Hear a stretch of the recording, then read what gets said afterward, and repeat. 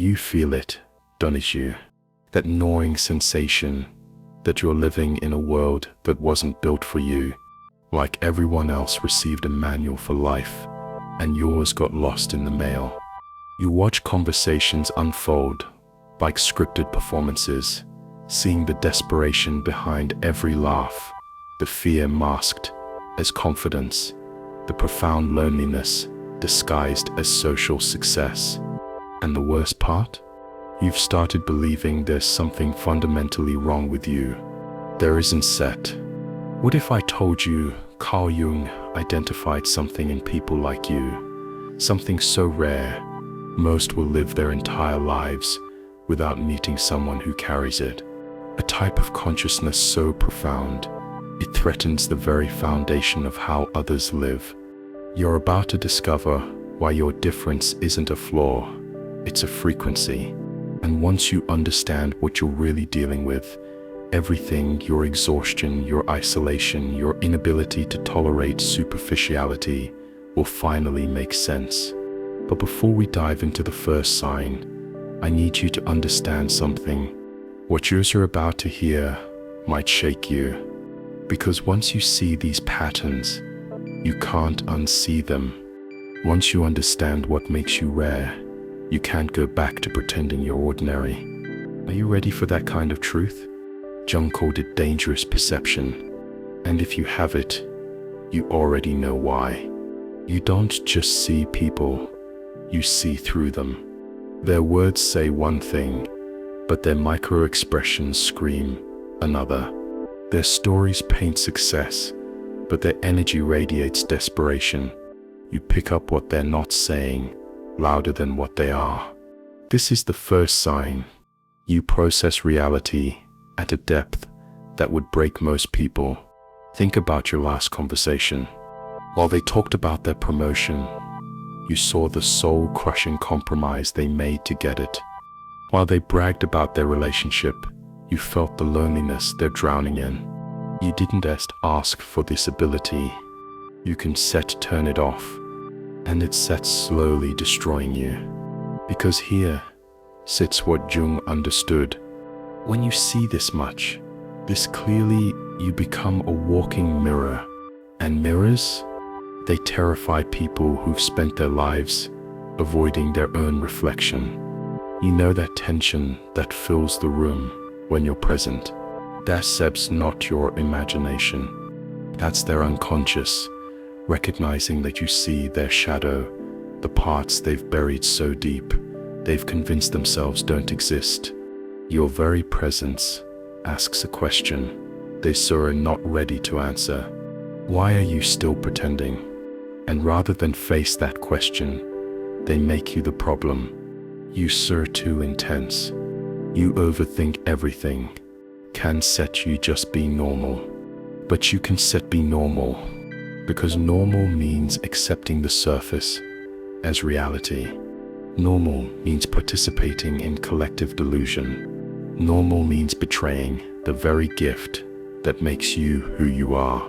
This dangerous perception of yours, it's actually revealing something even deeper about your nature. Something that explains why superficial connections feel like starvation to your soul. And that brings us to the second sign, one that might be the most painful of all. You're allergic to superficiality. Small talk feels like psychological torture. Casual friendships leave you lonelier than solitude. You need conversations that bypass the weather and dive straight into the soul. You crave connections where masks aren't just optional, they're impossible. Jung saw this clearly. He said, rare personality types live in constant existential tension. You can fully participate in collective unconsciousness, but you can escape it either. You sit trapped between worlds, too awake to sleep, too human to transcend. But here subs the shadow side nobody talks about. This depth you carry, it says also what isolates you. Because while you're starving for real connection, most people are perfectly content with emotional fast food. They want comfort, not truth. validation, not growth. They want to stay safely unconscious. And when you can sit, give them that, they experience you as a threat. Think about how many relationships you have lost, not because you did something wrong, but because you couldn't sit pretend anymore. You couldn't sit laugh at empty jokes. You couldn't sit engage in gossip. You couldn't discuss the weather. When your soul was screaming to discuss why we're even here. This isn't set pretentiousness. This is survival. Because for someone with your type of consciousness, superficial interaction doesn't just bore you. It drains you. Literally, it siphons your life force, drop by drop. You have probably noticed something else too. Something you can set quite explain. An exhaustion that goes beyond social fatigue. A feeling like you're carrying weights that aren't yours. That has, because, and this third sign is where Jung's insights begin to feel almost supernatural. Now we enter darker territory. The third sign, you absorb everything. Not just thoughts, not just observations, everything. Other people's suits, unexpressed rage, their repressed grief, their denied desires. You are not just an observer, you are an emotional alchemist, unconsciously transmuting the psychological debris of everyone around you. Jung called this participation mystique, where individual boundaries dissolve and you merge with the collective unconscious. For most, this happens rarely. For you, it sits constant, that wave of depression that hits out of nowhere. Often not yours, that anxiety gripping your chest. You may have absorbed it from the colleague who sat beside you. That inexplicable rage. It could be the unexpressed fury of everyone you pass today. This is why you need so much alone time. Not because you're antisocial, but because you need space to sort through what's yours and what isn't. You need silence to hear your own thoughts again. Solitude to remember who you are beneath the psychic noise. But here sits the brutal truth. This absorption can become addictive, because when you're drowning in other people's emotions, you don't have to face your own emptiness. When you're solving everyone else's problems, you get to avoid confronting your own. When you're the counselor, the healer, the one everyone turns to, you bypass your own inner work. Until one day you wake up and realize you know everyone else at soul intimately, but your own? A stranger. And that is when the real battle begins. Not with the outside world, but with yourself. Because having this rare personality type means living with a split that tears you apart daily. If you're recognizing yourself in these signs, make sure you subscribe, because what we're uncovering here is just the beginning. Click that subscribe button now. We're going to need each other for what comes next. The fourth sign cuts deepest. You're fighting an invisible war between who you are and who the world needs you to be. Jung understood. People like you live with a fundamental split. Your true self, too intense for everyday consumption. So you fragment. Professional you, social you, family you, all carefully calibrated performances, all exhausting, none of them real. Every mask you wear is a small betrayal. Every time you dial down your intensity, you abandon your nature. Every moment you pretend to be normal, you reinforce the lie that who you really are is unacceptable. This split creates symptoms doctors can explain. Chronic fatigue that no amount of sleep can fix. Your soul, exhausted from constant performance. Anxiety that comes from nowhere. Your authentic self screaming to be released. depression that descends like fog, the grief of living as a stranger to yourself. You are not mentally ill. You are spiritually suffocating. Because here sits what Jung knew, the very thing you're hiding, your intensity, your depth, your rare way of seeing is exactly what the world desperately needs. Every breakthrough in human consciousness came from someone who couldn't see things the normal way. Every revolution began in the mind of someone too sensitive to accept the status quo. That des, you, that helps your role, but you can't fulfill it while you're split in pieces. The exhaustion of maintaining these fragments, these false selves, it's unsustainable. Your body knows it, your soul knows it, and deep down, you know it too. But something else is happening, something almost mystical. Because while you're fragmenting yourself to fit in, your true frequency is still broadcasting, quietly, powerfully, constantly, and there are others who can hear it. This brings us to the fifth sign, one of the most mysterious of all. You recognize your own kind instantly. It's said, not logical. You meet someone, anywhere, anytime, and within seconds, you know, there's its frequency match, a soul recognition, a feeling of, oh, there you are. I've been looking for you. Jung called this synchronicity, but it goes deeper. It's like you have a secret antenna that only picks up certain signals, and when someone's operating on your wavelength, your whole system lights up. Time warps. Masks drop without effort.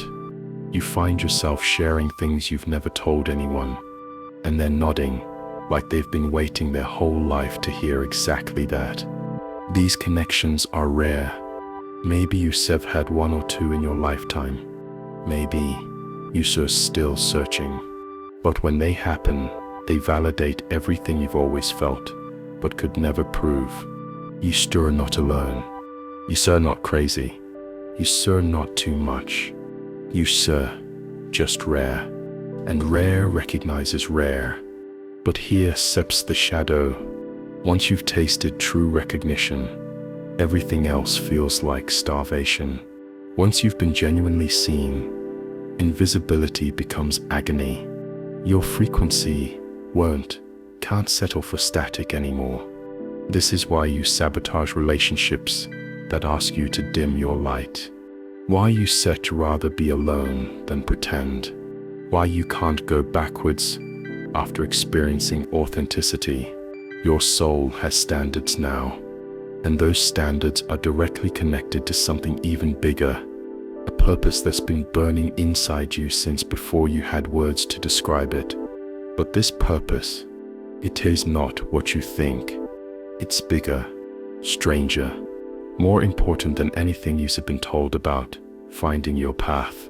And if you haven't subscribed yet, do it now. Because understanding this next sign changes everything about how you see your life's trajectory. The sixth sign explains everything. You carry a purpose too big for one lifetime. Not a career, not a goal, a purpose. Something that burns in your bones, wakes you at 3 a.m., fills your mind with downloads too vast for your intellect to process. Something that feels less like a choice and more like a cosmic assignment. Jung understood this burden. He said individuated people, those who integrated their shadow and reclaimed their true self, carry a specific responsibility. They see what needs healing in the collective. They feel what needs expression. They know what needs creating. But here sits the paradox. The very sensitivity that allows you to feel this purpose also makes it almost impossible to fulfill. Because to do what you came here to do, you have to be fully yourself. And being fully yourself in this world feels like social suicide. Your purpose isn't comfortable. It is not about normal success. It's about being a bridge between worlds, saying what others can say, healing what others don't even know is wounded. This is why nothing ever feels like enough, why even your successes feel hollow. You are not here to succeed. You are here to transform, to wake something up, to midwife a new way of being. But you can do that while you set to hiding. And this is where most people get stuck. They feel the calling, but fear the cost. They sense their purpose, but shrink from its demands. They know they serve meant for more, but settle for what's safe. The question is, will you? The seventh and final sign is the most profound. Your greatest wound is your greatest gift. Jung discovered that rare personality types often carry what he called a sacred wound, a deep psychic injury that becomes the source of their power. Maybe you were the child who felt everything too deeply, the one who saw through the family facade, the one who couldn't pretend everything was okay when it wasn't. That hypersensitivity made you a target, but it's also the reason you now perceive what others miss. That isolation you endured, it forced you to build an inner world rich enough to sustain you. That inability to fit in, it preserved your authenticity in a world obsessed with conformity. Your wound taught you how to see in the dark, and now you can guide others through their own darkness. This is the ultimate alchemical truth Jung uncovered. What breaks us open is what allows light to enter. What isolates us is what makes us unique. What wounds us is what awakens us. But here rests what most people don't understand. Integration of this wound isn't about healing it away. It's about honoring it. As your teacher, your initiator, your sacred marking that says, I survived what should have destroyed me, and now I am dangerous to every lie. This wound gift makes you a natural healer, not because you spur perfect, but because you surreal. Not because you have transcended pain, but because you have alchemized it into wisdom. So here we are, the moment of truth. You have recognized the signs. You felt the relief of finally being understood.